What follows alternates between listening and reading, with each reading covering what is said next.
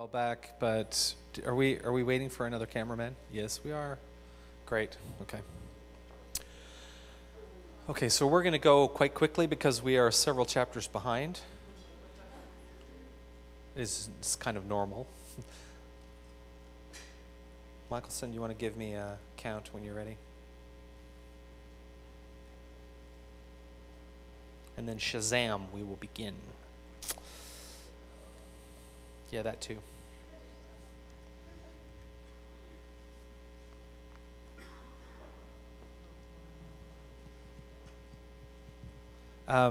Kevin, we're going to be picking up on the one on, which one is this? Which one? Hey, that's the right one. Good. Okay, Michelson, are we ready? Are we already on? No, we're not on. Okay. You guys ready? Let's go. Okay, let's pick up in chapter 4. It has a lot of similarities to chapter 3 in language and result, which we're talking about Cain and Abel, the ugly story, the most ugly story. So you can click to the first slide if you want, Kevin. What is the story of Cain and Abel? What would you say? If I said, tell me the story of Cain and Abel, you would say, Cain killed Abel. Okay. Why did he do that? Jealousy. That's good. Why was he jealous? Because of the offering? Okay. Here's a question. Why do you think that God accepted Abel's offering, which was what? Okay, first fruit of the animals. And why didn't he accept Cain's? Which was what? Was what? It was some sort of crop, wasn't it? Okay, so you're going to hear a lot of things. What are some of the things you've heard about that? Why was it not acceptable? Heart behind the offering? That's it? No, yeah? Okay. Okay, it wasn't the first fruit. Okay, it was just some. Okay, Stephen, you were going to say the same thing. Yeah, and that's it. Oh, another one? Cain was about works of the earth. Okay. Okay, good. Yeah, you're going to hear all of those things. I'm really a fan of this one over here, which is, it was really the heart behind it. You know, life, sometimes you see things happen and you don't really know in life what does that mean? What is the heart behind it? What are their motivations? And in a good story, sometimes all of that stuff doesn't come out till later, does it? And it clearly, Cain is angry with his brother. Do you think that, just one day, Cain and Abel are going to church, and Abel, Cain pulls out a $100 bill, puts it in the basket, and Abel's right behind him, and he puts a $1,000 bill, and God's happy with that. And so suddenly, Cain is angry with his brother. Do you think that just happens and kills him? So you go to church, the guy behind you puts more in the offering, and so you kill him. That's one way to make your tithe go up, right? Your offering. Hey, the guy in front of you, he just gave $1 million. Yeah, not a good offering talk. You must do better or he'll kill you. There's obviously history, isn't there? Any of you have siblings? Any of you ever want to kill them? Any of you ever said, although you don't mean it in a sane mind, I am going to kill them? Yeah, okay. So sometimes the people that you dislike the most, at least at a moment, are going to be your siblings. There's probably a long history, isn't there? And in fact, this whole thing about brothers and throughout Genesis is very interesting, because often what happens is, you see, the person that's supposed to get favor and get all of the good stuff normally is The firstborn. Right? But what you find is called a reversal of primogeniture, is that in Genesis, you find that God is often working not so much through the firstborn, but through the secondborn. You're like, oh, how many of you are secondborn? Yeah, you guys always get the favor. Us firstborns have the responsibility, and we're always doing that. Not that I'm bitter or anything, but yeah. You had a question? Yeah. When did they establish such a rule? Because if this is Genesis when things were beginning, and the second seemed to be getting the favoritism in Genesis at least, then when did they have the time to kind of say firstborns are the ones that's supposed to have?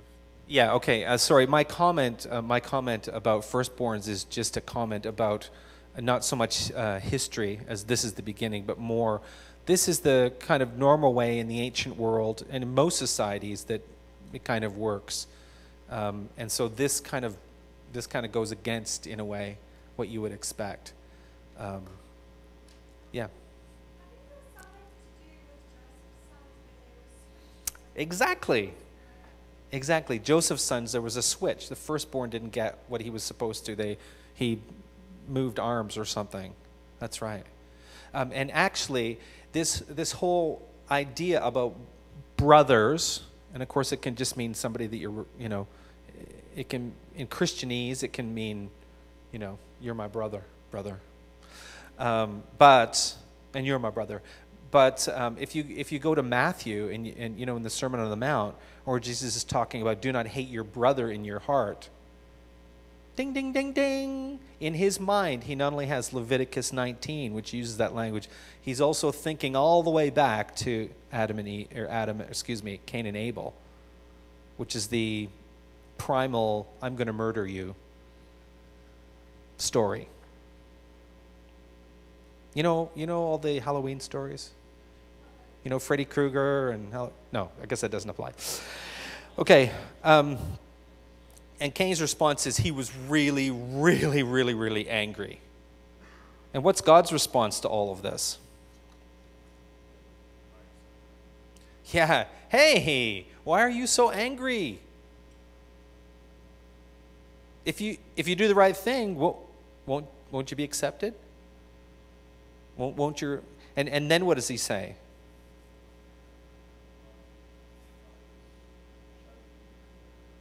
Yeah, that's a little bit later about shouting to the earth. That's really good. A little bit earlier in that comment that God makes.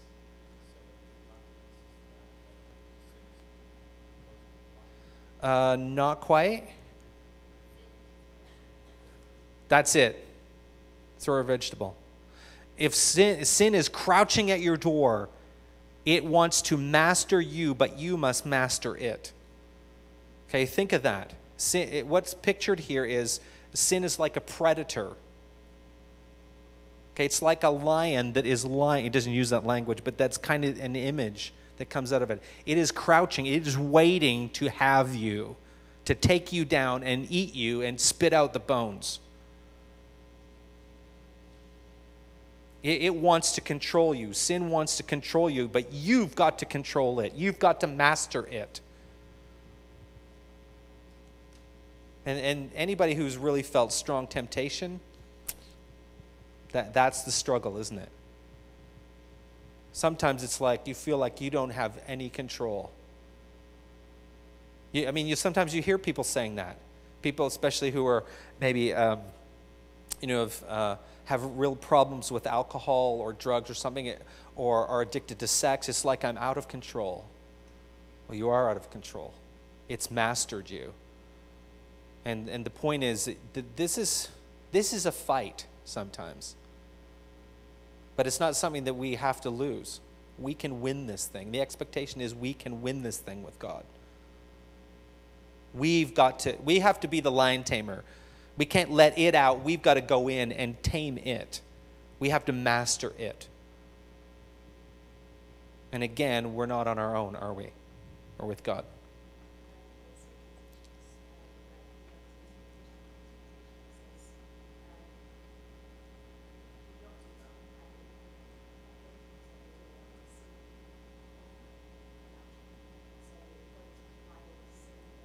Uh, yeah. Yeah. Yeah, the language, a sin bearer. Yeah. Yeah. Yeah. Um, what do I say about that? Translation difference. Um, yeah, sometimes, again, words have a range of meanings. Is that, does that fit the context so much? I don't know. It's a good question. Mm. Yeah, I don't think that fits so well. Again, somebody's obviously translated that, but I don't. It's good. You do have various translations, by the way, of things, and sometimes remember that all translation, because the words don't always come across exactly. There's often some interpretation involved because language is just tricky, isn't it? Yeah, a friend of mine, again, Brazilian, had a company, and he sent me a pamphlet he'd done for a tour he was doing, and he's pretty good at English, but he'd translated some things and it just didn't go well. I think one of the terms was gastronomy, as if it was a good thing, and of course it is a real English word, but for us it kind of carries a little bit like, it's not really just about good food. It's kind of like, internal medicine. Yeah, so it was something like that, gastronomy or something. They used the word as having to do with good food, and sort of that eating and enjoying. But for us, it doesn't quite carry that connotation. So translation sometimes, there has to be a bit of interpretation of what that means and how it's going to come across in another language. And so in that, they've, what was the Young's Living Translation? Okay, so that's the 18-something or other, yeah. Yeah, it is antiquated, but Young's actually quite interesting to read because he does give some different spins on things. He was a very bright man. Will you accept my provision? Yeah. So anyway, you have this place where God is saying you got to get a hold of this. Notice that God comes before He does something, which is it's really God's grace in a sense, or mercy or whatever, trying to preempt what He knows was going to happen. And then of course Cain lures his brother out to the field, which is just. This is probably the worst thing outside of child molesting that you can do, is to somebody in your own family, in your own house. If one of your siblings murdered another one, it would just be horrible, wouldn't it? It's not like you're reading in the newspaper. It's like right here. It's a betrayal of the closest kinds of relationships. And then one of you just mentioned this. If you can go to the next slide here. This is the one. Actually, go to the next one. I think it might be the next slide. Yeah, you have this language about, and again, it's very full of wordplay and symmetry. Your brother's blood cries out to me from the ground, which has opened its mouth. That's where a cry comes from, a mouth, right? It's very visual. The ground has opened its mouth to receive it. And there's a pattern here, which is some of you know this. There's a kind of symmetry that Hebrew language often uses. It's called a chiasm, which is you have one thing, and then you have a separate thing, and then you have kind of a repeat of the second thing and a return to the first thing, or it can be extended even bigger, and this is one of them. See the symmetry in the language that's here. That's just an artistic thing I thought I would just show you. Again, there's there's a lot of this. It's not merely just I'm going to slap some story down on a piece of paper. It's very well crafted, very artistic. I used to sort of laugh when people would say, the Bible is the most artistic piece of literature there is. And I'd be like, yeah, right. But actually, it really is. It has all sorts of foreshadowing and character development. And so if you're a literature major, it's actually quite interesting. There's a question?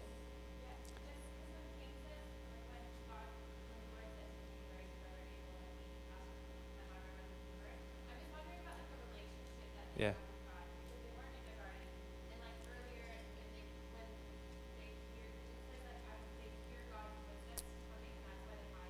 Yes.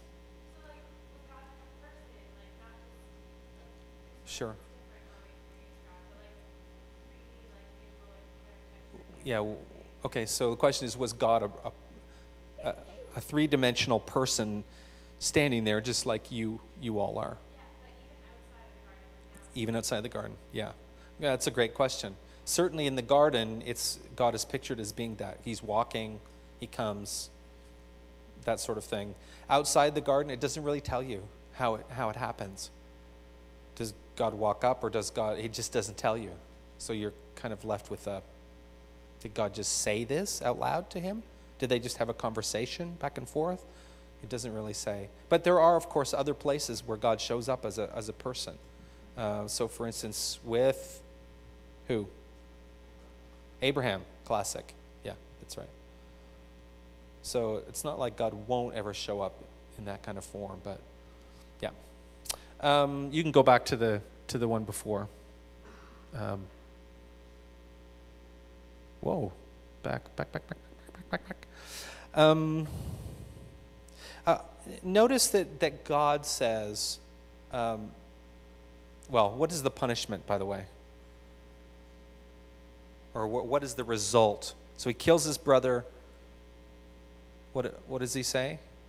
Okay, he's, again, just like in Eden, he's sort of cast out of the Lord's presence in this way. And also, what's the other thing that happens? Wander the earth. Anything else? Yeah, exactly. It's a multiplication of what's already happened. The ground which was hard is now iron for him. It's just even more difficult for him. So he becomes a wanderer. And of course, the land of Nod is just, it's a play on that idea of wandering somewhere to the east. And what's Cain's response? You can go back to the one before this, I believe, Kevin. What's that? What's his response?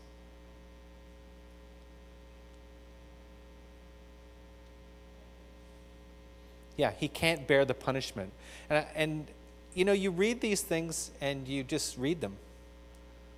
But what I think you have to hear is that this is a cry of anguish, almost a little boy cry.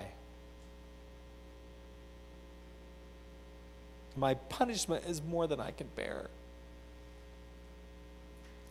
I can't do this. And here's what's going to happen. Not only going to be hidden from your presence, but people are going to kill me. It's just this wail that comes out of him. And what's God's response? Yeah, that's right. That's what you deserve. Scum. What's his response? No way.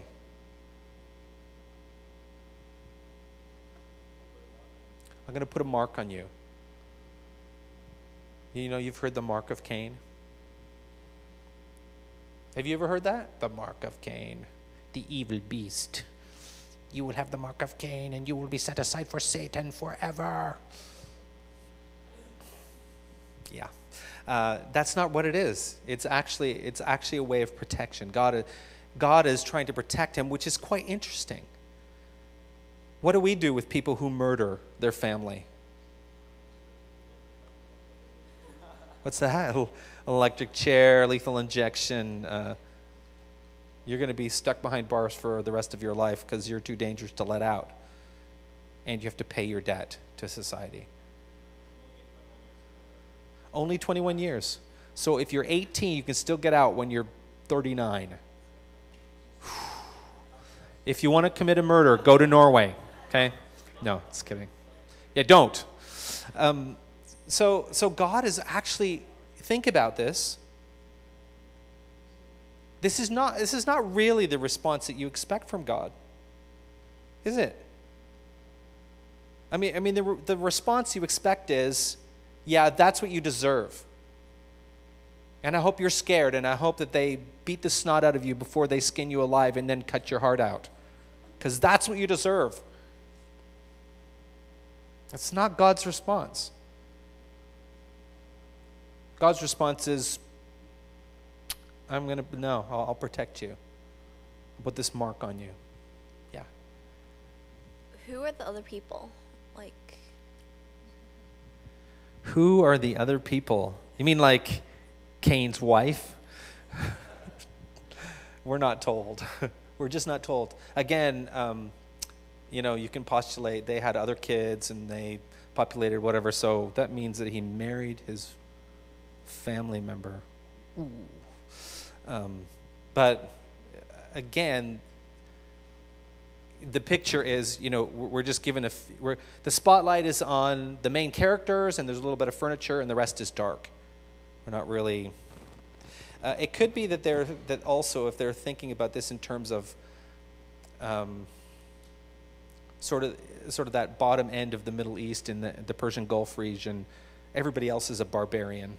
And so when you're cast out of civilized society and you have no family protection, etc., you're at the mercy of everybody else that's out there, which they might resonate with that. Yeah, man, you don't want to be going off to the east or the north or the west because you'd be killed.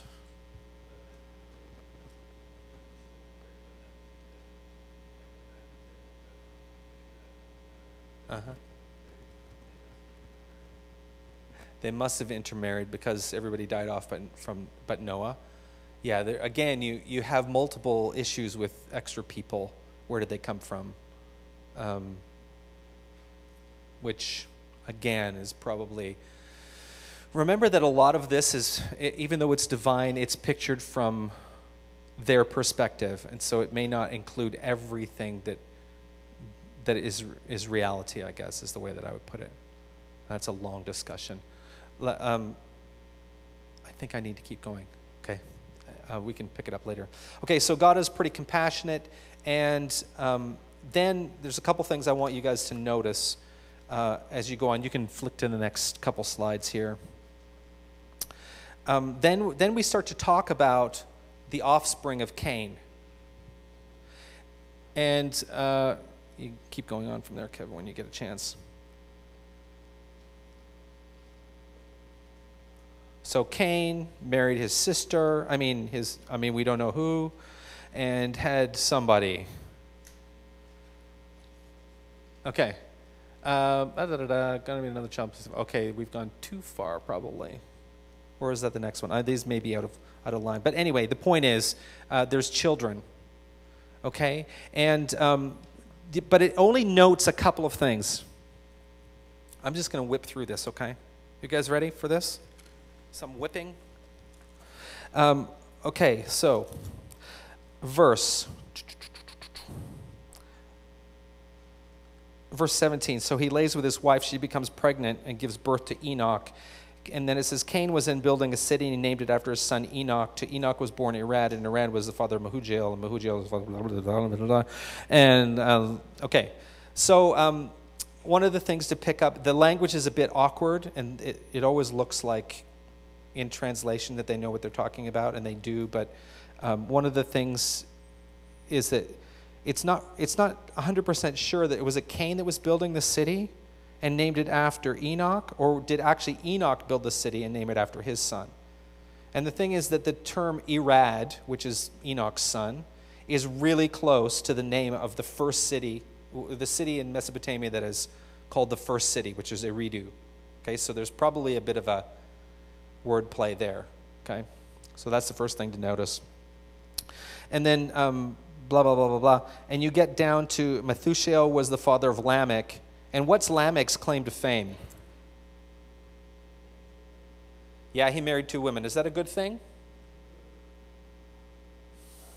Isn't there a TV show right now? Isn't there a show on TV right now where there's somebody who has 2 or 3 women as wives? It's in Utah somewhere.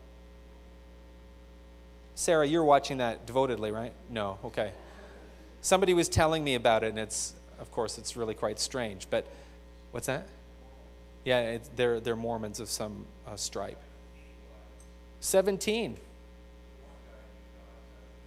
Is it the one on the show? No. Oh, the one on the show has 3, but the one you're saying has 17. So probably that's an indication it's not that good.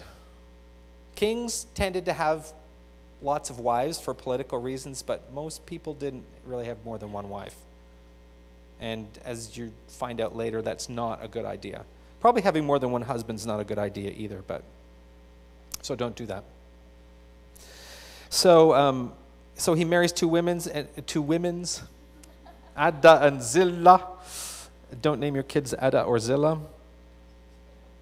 And then they give birth to 3 different children, and the names are all pretty much the same. They're very, very, very similar.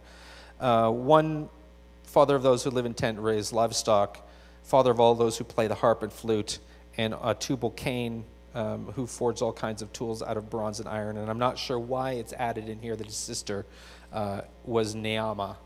But there is a Naamah later on in Kings. And I don't think she's a good person. I don't think she's portrayed as a good person, so there's some sort of echo here. And then Lamech makes this statement. What does he say?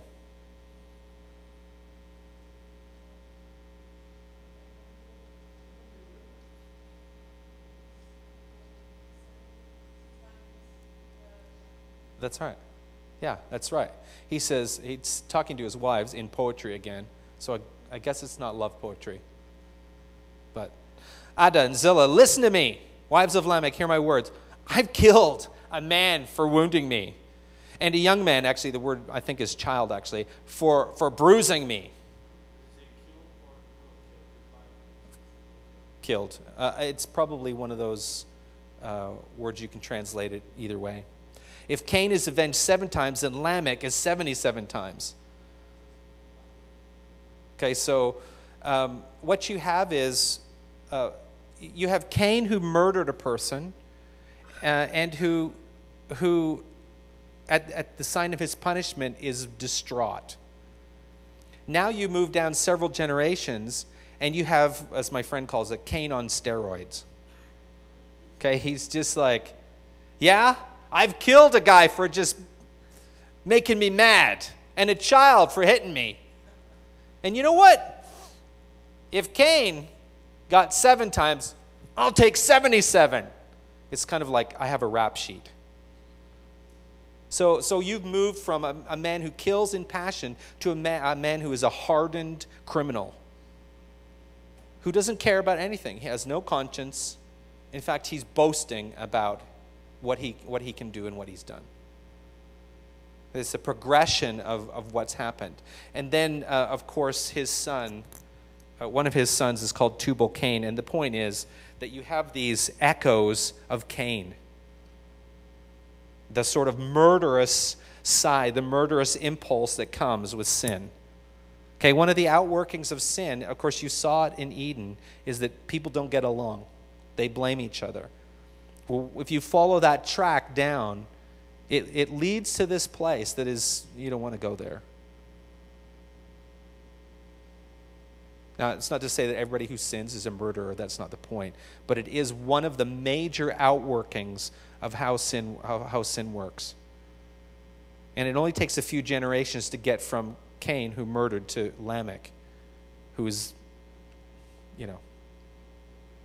yeah, try and catch me. See. You'll see. I'll murder you too. And then we switch, and we move to a different line, don't we? Do you want to? Yeah. We move to Seth. God has granted me another child in place of Abel, since Cain killed him. Seth had another son and named him Enosh. And men begin to call on the name of the Lord, which is a way of saying they really. They had worship, or formalized worship, I guess is probably a way of saying that. Yeah.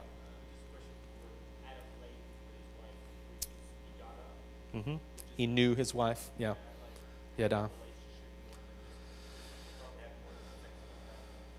Yeah, probably.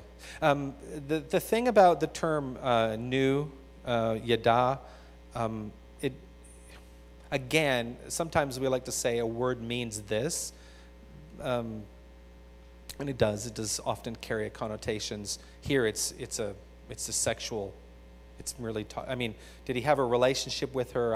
I guess, but it's really just talking about sex. They had sexual intercourse, and so this was the product. And Seth is really kind of the replacement child, and it actually says that, which is a bit of a bummer. Nobody wants to be a replacement child. Okay, what do you notice about you can go on to the next slide, as we've just pretty much run out of time. So what do you notice about, first of all, what do you notice about this chapter 5? They lived a really long time. Like so many years that you're a bit like, I don't know about that. One of the things in the ancient Near East, when you're telling a story about origins, you talk about how the kings, there's actually things called the king lists, and they lived thousands and thousands of years. In fact, a lot more than these guys do. So probably it's something communicating about the ancient past. Anything else that you notice? Yeah. Okay, great. Enoch, this is really important, and we'll come back to it in a second, but I'm just going to write it. Enoch, and what does it say? First of all, he walked with God. And he also, if you notice, he didn't live very long compared to all the others. And then what happened? God took him. Which you could think, oh, maybe he died. No, because everybody else dies. Okay, so we'll come back to this in a second. Anything else you want to notice? That's right. Methuselah dies in the same year that the flood comes. That's good. You don't really notice that unless you've actually calculated it.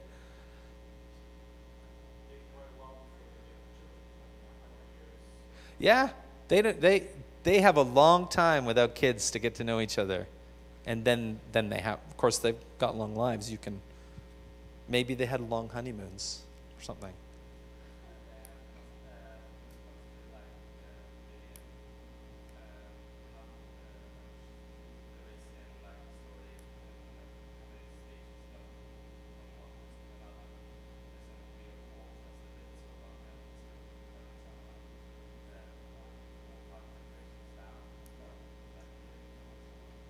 Yeah, okay. So for instance, when you go, there's 10 generations. Most of those generations would have known Adam, because Adam lived so long. By the time you get down to like Enoch or something, maybe even a little bit farther, they actually knew. You know how you know your grandparents, right? Most of you. How many of you know your grandparents or knew them? Okay, well, they knew their great-great-great-great-grandparents, because they lived so long. Anything else you want to say about this chapter?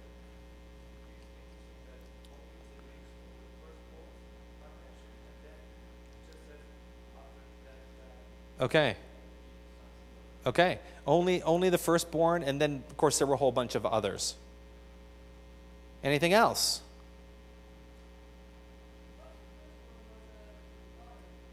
Yeah. What if the firstborn was a daughter? Well, if you notice, I think we said this the other day, there's not very many women mentioned.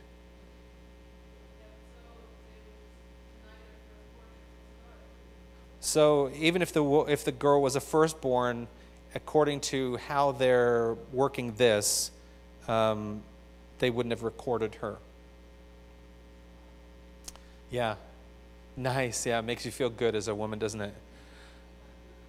What you have to realize, it's not about whether God cares or you're important or less important. It's much more about the societies that they were in, and so trying to communicate in ways that they would understand, in ways that would be acceptable Sometimes if you want to change something, you can't just come crashing in the first moment because everybody rebels. It's too much for them to take.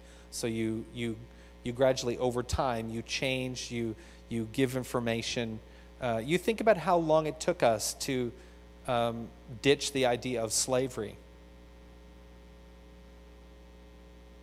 It took a long time, didn't it? In fact, for much of the world's history, slavery is, it's the economic principle, or one of the economic principles. It's taken a long time. So God doesn't necessarily overthrow everything right in the beginning. He's going to work what he's going to work, but it's going to take a while.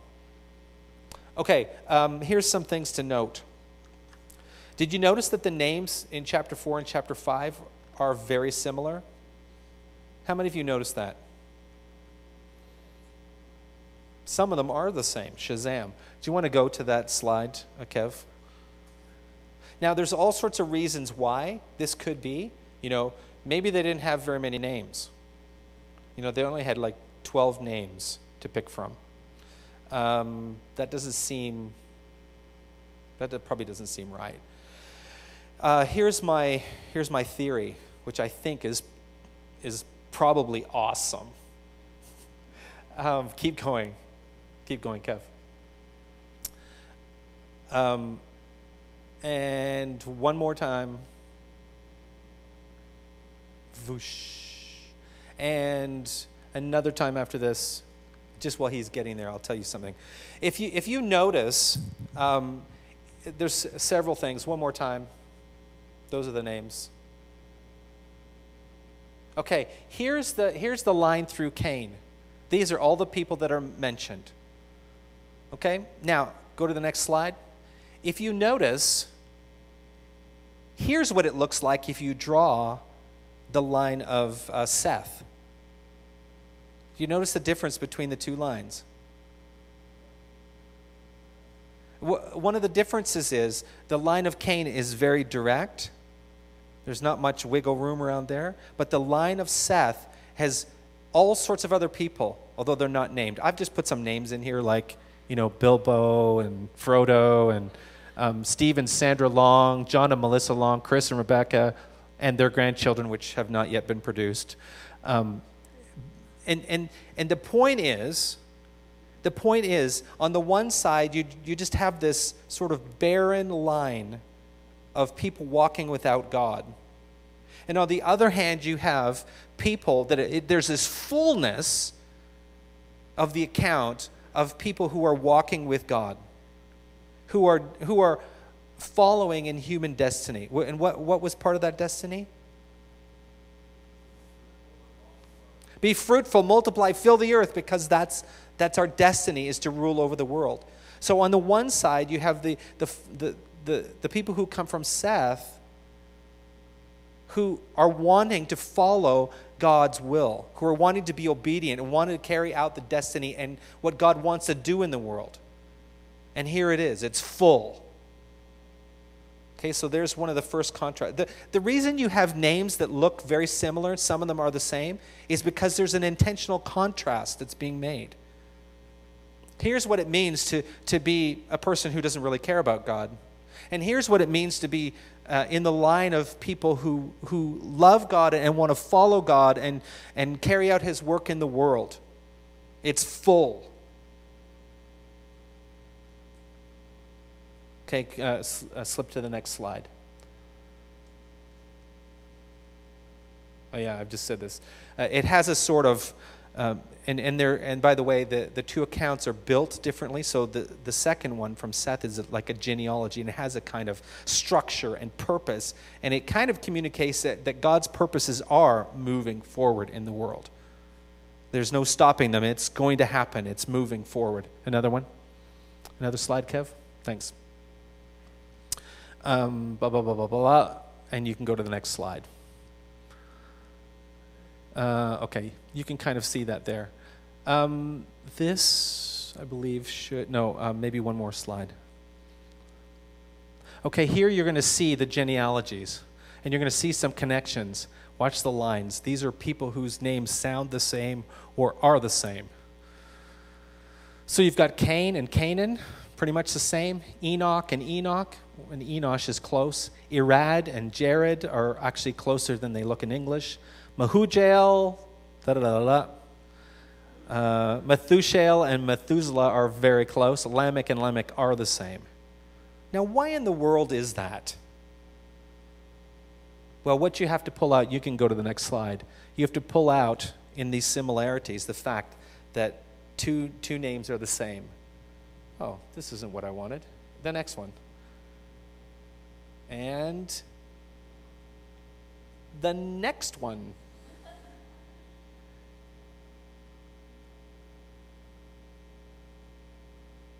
Okay, and I sort of have that one, didn't I? Okay, you have two Enochs. One of them, what's notable about him? Well, he built the first city, or is associated with the first city. The other Enoch, what's notable about him is that he walked with God. And then you have Lamech. And what's notable about him, other than the fact he murdered, or he wanted to murder everybody, is that his sons were, they were notable for other civilization firsts.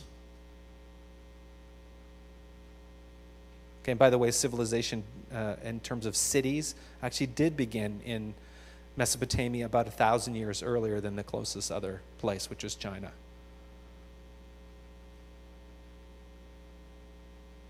But in contrast, the other Lamech he produces comfort. There's an intentional contrast here. On the one hand, you have these sort of achievement items. What's important here is that these people produce achievement.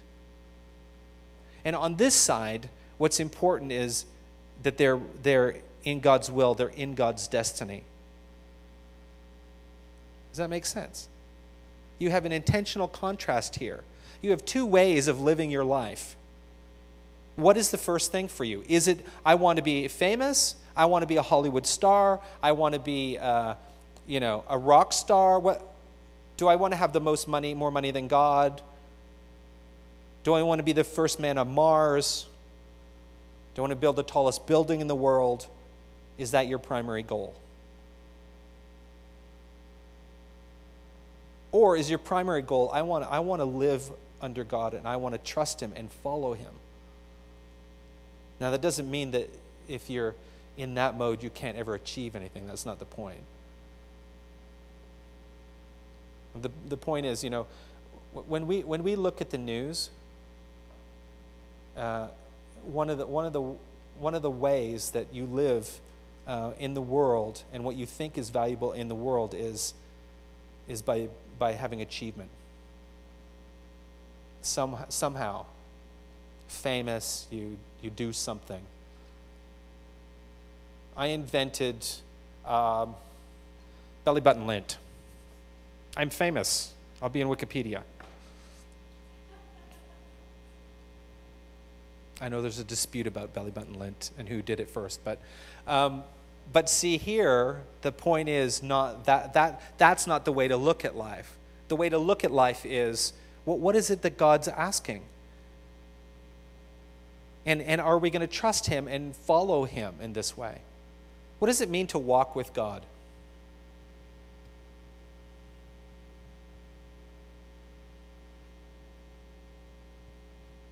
As opposed to skipping or running with God. No, that was a trick question. What does it mean to walk with God? Okay, I need two of you to come on up here. I need a guy and a girl. Come on. Don't worry, there'll be no touching involved. Come on. Come on. Okay. This is God, by the way. You always wonder what He looked like? Here we go. Okay, face that way. I want you to come over here. Okay, I want you to very slowly walk that way, and you can just do whatever you want. Okay, that's not walking with God, is it? Okay, go over there and you guys come back. I want you to come back together now this time. Go together and come on back this way.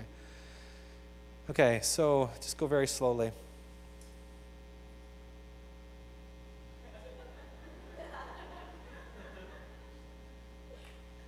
Okay, now if they weren't under the camera, let's say they were walking up the street. Thanks, that's great, you guys. Let's say they were walking up the street. What do you suppose that would be like?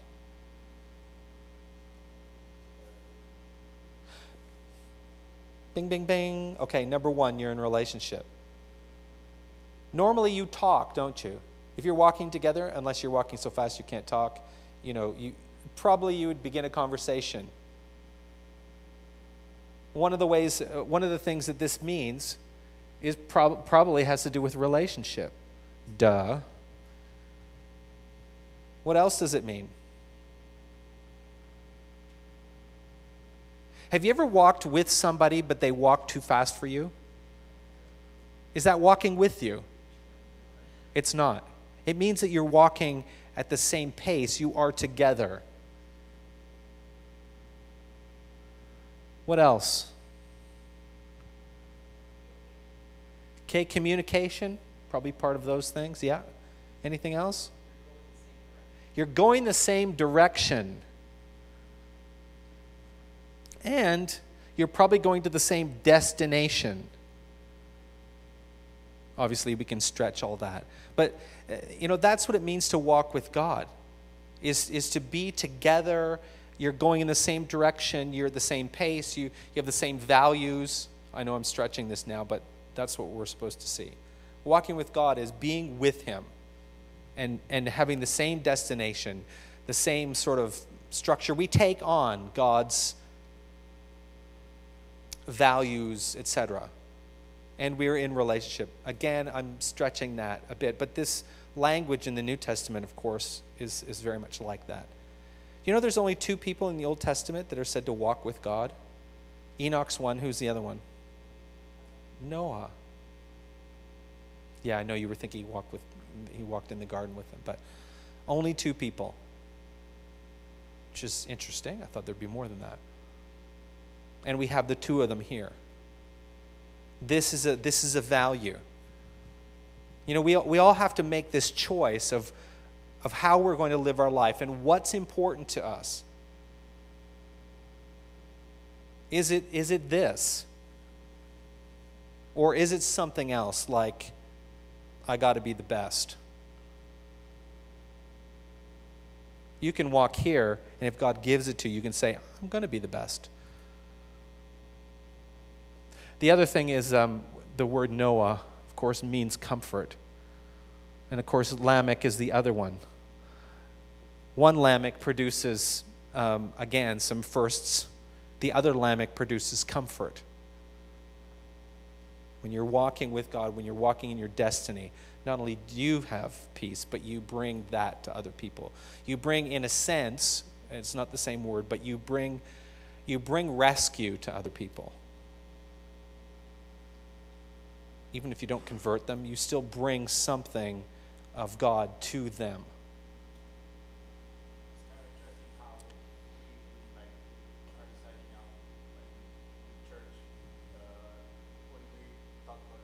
When we talk about someone walking with God, we so often associate it with someone accomplishing great stuff, like great things in the kingdom. But here with Enoch, he was walking with God, and there is no record of he doing or accomplishing anything. He just had a relationship, and then he was gone to God. Yeah, that's right. And by the way, this whole item here of God taking Enoch, it makes you think, oh. I mean, there's no talk of heaven at this point, but it makes you think, oh, there's something good that awaits us. We could be taken. We could end up being with God. It's a bit of a precursor, I guess is what I would say. A bit of like a taster. Here, there's a meal ahead of you, and you didn't know that, but here's a little piece of roast beef for you. I don't know why I talk about roast beef, because I never have it, but and besides, it's getting close to lunch. Okay, everybody good? Everybody okay? Everybody want lunch? Let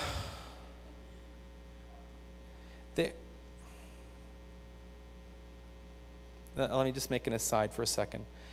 Sometimes we're so desperate to find meaning for things that we, how do I say this? we look for, it's important sometimes to look at the names and see, is there a connotation that comes with the names? But sometimes it gets stretched too far. So for instance, here's one. Basically, this guy, and he's not the only one, but he's strung together the meanings of these names into a sort of secret of the gospel beforehand, which goes, man is appointed mortal sorrow, the blessed God shall come down, teaching his death shall bring the despairing comfort. Problem with doing that is a lot of times when you actually go and try and look up in reputable sources, what does this name mean? It's not there. So not everything that you read or hear, even from me, it's hard to believe, is going to be accurate, which is why it's important to kind of do your own homework if you can. Okay, so, but I would say don't be so desperate to find meaning in names and you know, as if there's some sort of secret of the gospel that's projected back. Don't do that. Okay, take Scripture for what it is in its own time and place and pull meaning from that rather than importing things back. Quickly, because we are out of time, let's talk about the flood for 1 second. Two things to notice, or several things to notice. It doesn't tell us what the problem is. And you can go to that slide, Kev, if you can find it. It may be in another PowerPoint. But what it says in 6:5 and 11-13, you have a repetition of a number of words. So you have this phrase, how great is man's wickedness on the earth had become, and every inclination of his thoughts had become evil all the time. You have a repetition of the word all. In other words, human beings at this point, sin has exponentially multiplied its power to the point where human beings, it just seems like everything they're thinking is just wrong. It's evil. And that's the place where where God is like, I can't do this anymore. We're on a collision course with disaster. Okay, and so if you look in chapter 6, you see a kind of repetition of certain words. It doesn't tell you exactly what that means. Probably the important part is that God's response is his heart is grieved and he feels pain. So the whole idea of God being impassive is just wrong. It hurts us when we do stuff that's wrong. And so his solution, and this is kind of like the cancer is about to overtake the whole human race. So what are we going to do about it? Well, we're going to just destroy everything except for the guys who got it, the guys who walk with me, and we're going to start again from that point. And there's a whole, chapter 6 to 9. There's a whole. You're starting from creation and uncreating, there's all that language, and then recreating again, almost a new start after the flood. Whole question, is there a universal flood? It certainly looks like it from this, but it could be just from their perspective, is all that I can say at this point. God is grieved. The ark is about a football field long, I think it is. If you've always wondered, how big is that? Think of a football field. It's about that long. A lot of interesting numbers. Again, the flood here is very similar and very different to other ancient Near Eastern stories of a flood. So they obviously knew of that language and knew of those stories. Who are the sons of God and the daughters of man? Nobody knows. The most popular theory is sons of God refer to angels or divine beings. How did they come and have sex with women? It's kind of interesting. There are some other theories. None of them seem to be that great, but that's the way it is. And then you have chapter 11, which is the Tower of Babel, and you have this language. Let's see if, Kevin, you're doing a great job, man. Click.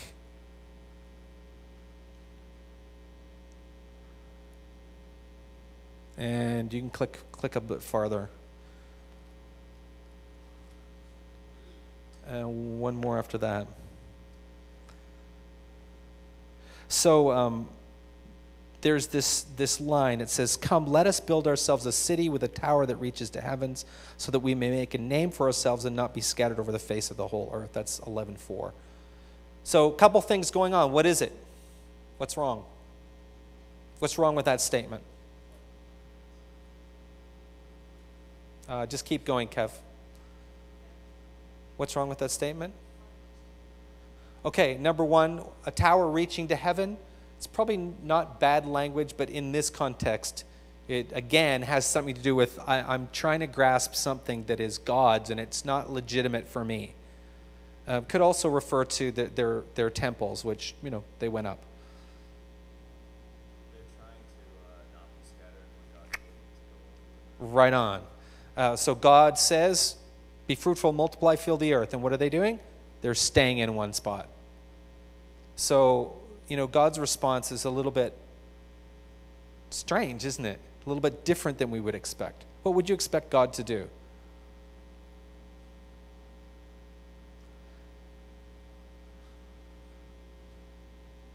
I don't know. What you wouldn't expect him to do is to change everybody's language. That's just like coming way out of left field, isn't it? You might expect, we'll do another flood. Can't do that one because I said I wouldn't. How about earthquake, fire, thunderbolt? Not necessary. We'll just confuse their language. And there's a little bit of a pun in that they're saying, let's make a tower to reach to heaven. And he's saying, let's go down and check them out. It's a bit of a pun. They're not really getting so close, I guess, is the point. Yeah. If as one people with one language, they can accomplish anything they want. Pretty frightening.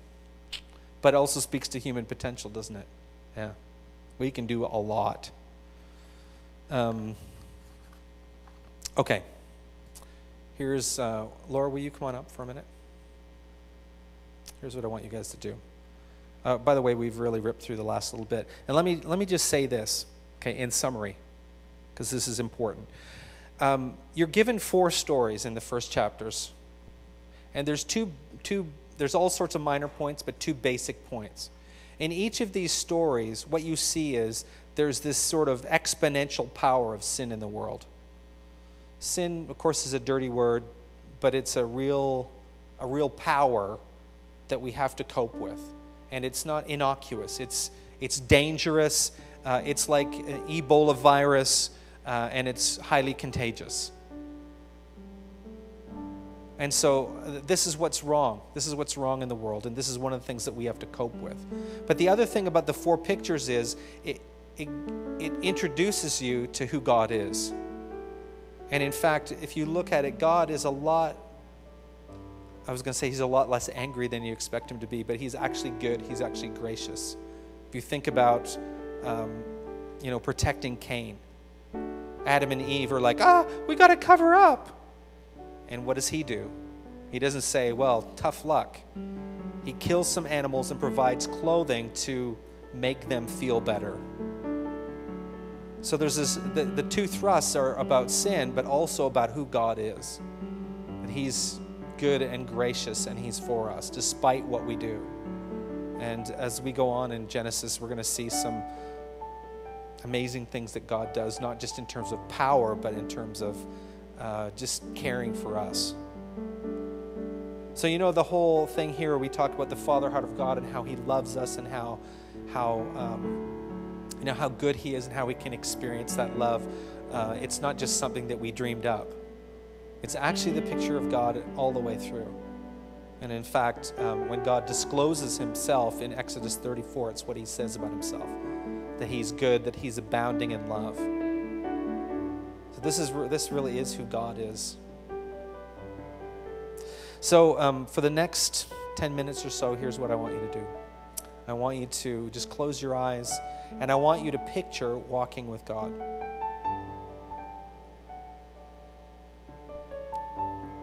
And I want you to ask him, what does this mean for me right now?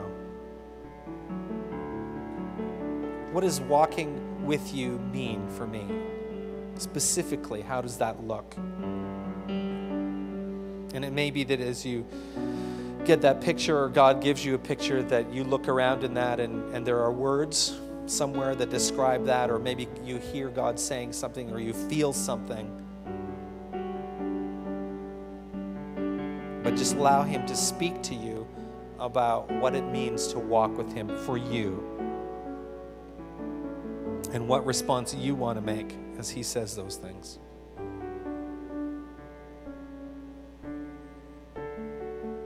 And when you feel like you've gotten that and done some business with God, you certainly are released to go on to other things. But just stay here and just hang out with God and hear what He has to say to you.